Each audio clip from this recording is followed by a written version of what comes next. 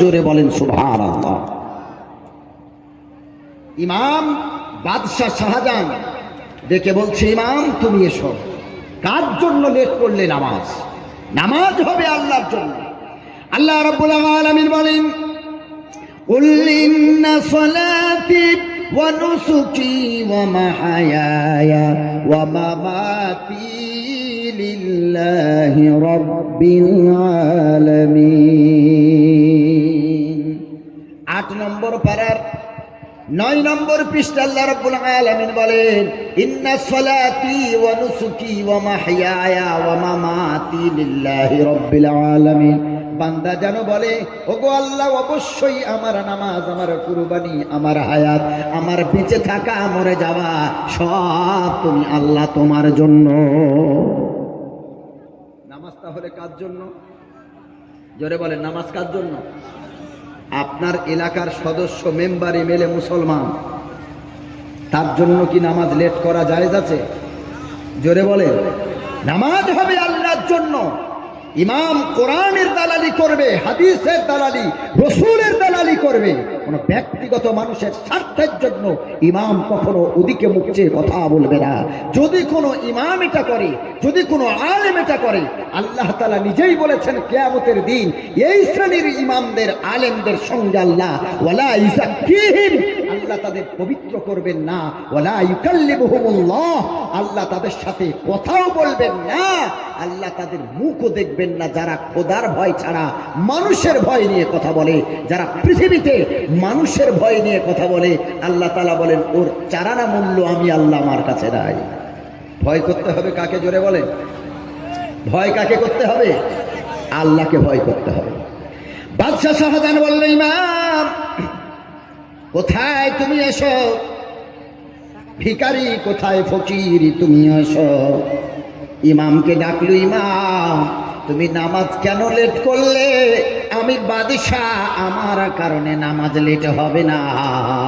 নামাজ তো হবে এক আল্লাহর জন্য, আল্লাহর ভয় ছাড়া নামাজ হবে না। ফকিরকে ডেকে বলল, ফকির তোমার এমন সাহস? আমি বাদশাহ দাঁড়িয়ে আছি, নোংরা জামা, অপরিষ্কার অবস্থায় তোমার সাহস কেমন? আহাদ আমি আমার পাশে তুমি এসে দাঁড়িয়েছো ফকির, আমি বাদশাহ, তোমার সাহস কেমন হলো আবার পাশে দাঁড়িয়েছো? নামাজের সালাম ফিরিয়ে সব মুসল্লি বসে আছে।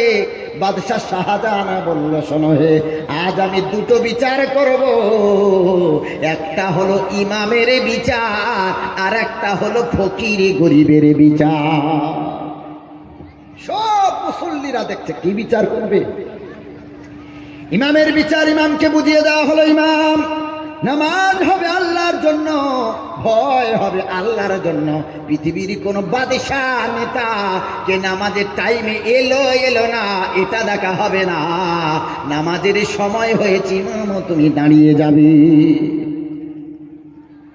দ্বিতীয় বিচার হবে ফকিরের বিচার। ফকিরকে বলল, শোনে হে, উপস্থিত সব মুসল্লিকে সামনে রেখে, এ ফকির আজ তোমার বিচার করব।